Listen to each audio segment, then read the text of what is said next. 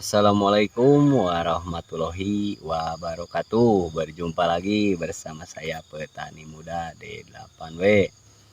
Kali ini saya akan berbagi kawan ya, bagaimana caranya untuk mengatasi ubi di musim penghujan kawan ya, agar tidak terserang oleh hama ya kawan.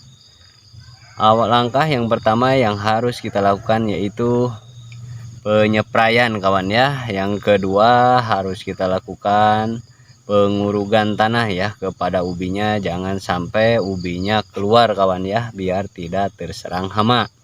Jangan lupa untuk like, komen, dan subscribe.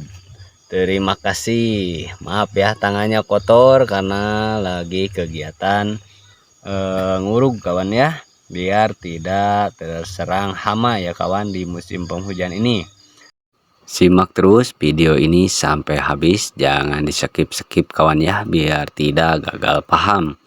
Inilah cara yang pertama saya lakukan di musim penghujan ini, yaitu penyepraian kawan ya, dengan menggunakan fungisida dan juga bahan-bahan lainnya kawan ya, untuk mengatasi hama lanas ya.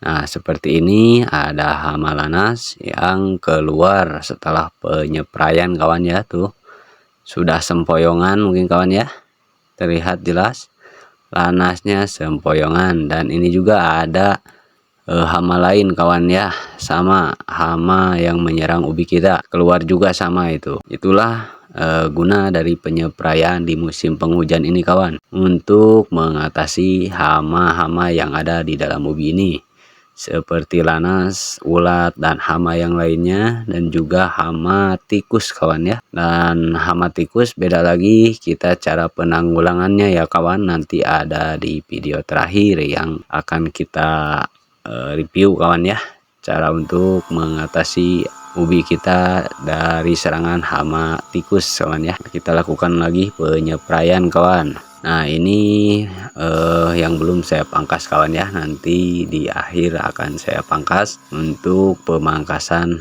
ubi jalar yang kita tanam. Jangan terlalu rimbun seperti ini kawan, ini akan rentan oleh serangan hama tikus ya, dan juga hama yang lainnya kawan. Mungkin di video ini saya tidak menyertakan cara pembuatan fungisida yang kita aplikasikan ya. Namun bisa kawan-kawan cek di video yang sudah saya bagikan, kunci cara untuk mengatasi lanas kawan ya, ada di video saya yang sudah saya bagikan ya. Setelah penyepraian kita lakukan pengurugan dengan tanah kawan ya. Melakukan pengurugan di musim penghujan ini sangat banyak manfaatnya kawan. Manfaat yang pertama dari pengurugan ini yang saya lakukan setelah penyepraian, agar fungisida yang kita semprotkan tadi bisa bertahan lama, karena tidak langsung terkena air hujan atau terbawa air hujan ya, karena sudah ditutup.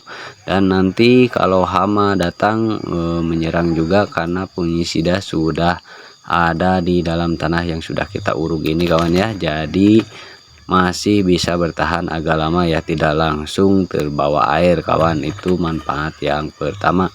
Manfaat yang kedua yaitu menutup ubi yang terbuka kawan ya, seperti ubi yang agak menjulur keluar kawan ya.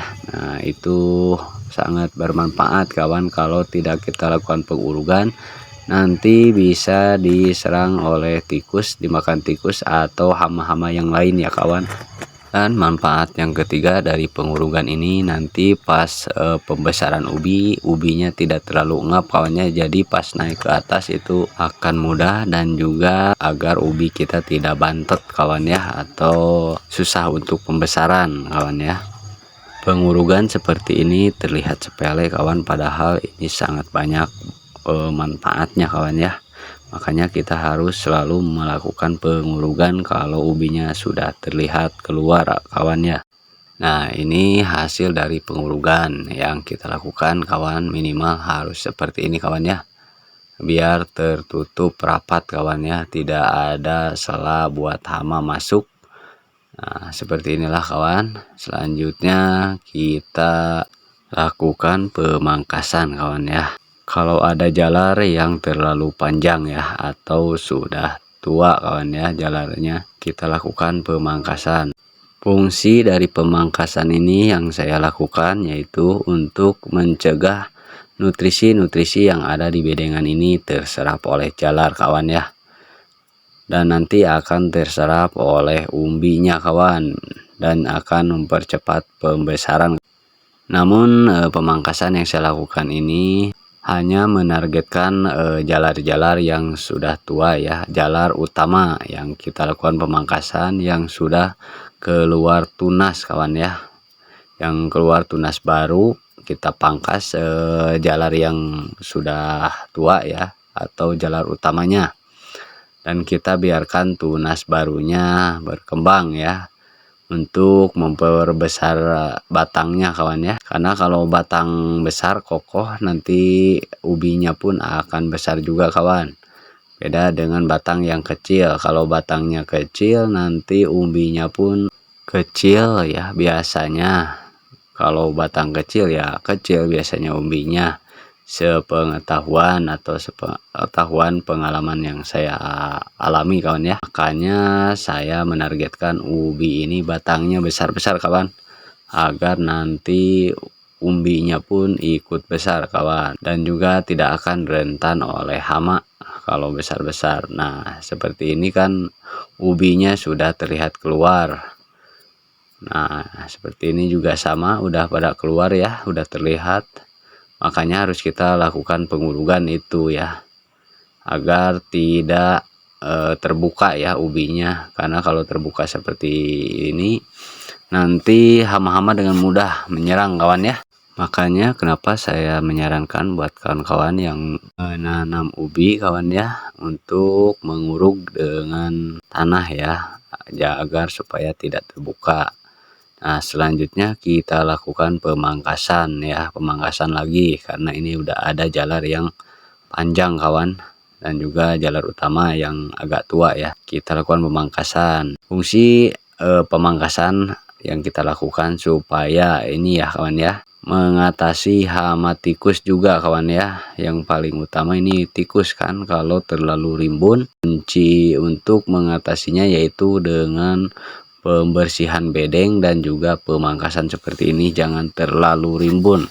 Kalau buat kawan-kawan yang tidak percaya silahkan kawan coba di bedengan kawan-kawan, kalau terlalu rimbun kawan bersihkan, saya jamin tikus tidak akan berani datang lagi ya, asalkan umbinya tidak keluar ya, menjulur keluar. Makanya baiknya untuk mengatasi hama tikus yaitu dengan pengurugan dan juga pemangkasan atau pembersihan bedengan ya kawan, jangan terlalu gelap dan rimbun ya. Makanya saya sarankan buat kawan-kawan sering membersihkan bedengannya dan juga pemangkasan, karena ubi jalar yang saya tanam ini adalah ubi jalar Cilembu ya, makanya sangat cepat pertumbuhan jalarnya, makanya harus sering dipangkas kawan.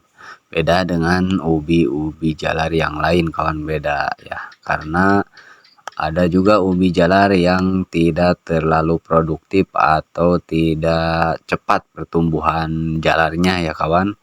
Banyak ya, kalau ubi jalar Cilembu ini sangat cepat pertumbuhannya, beda dengan ubi jalar yang lain. Makanya saya selalu membersihkan dan juga memangkas kawan ya. Sering memangkas saya lakukan minimal 1 bulan 1 kali ya. Itu sejak berumur 2 bulan baru saya lakukan pemangkasan. Nah itulah cara-cara yang saya lakukan untuk mengatasi hama di musim penghujan ini kawan. Terima kasih buat kawan-kawan yang sudah menyimak video ini sampai habis. Namun jangan lupa untuk like, komen, dan subscribe agar membantu channel ini terus berkembang. Terima kasih yang sudah mensubscribe. Saya doakan semoga dipermudahkan segala urusannya dan dilimpahkan rezeki dan serta kesehatannya kawan. Amin ya Allah ya rabbal alamin. Terima kasih. Wassalamualaikum warahmatullahi wabarakatuh.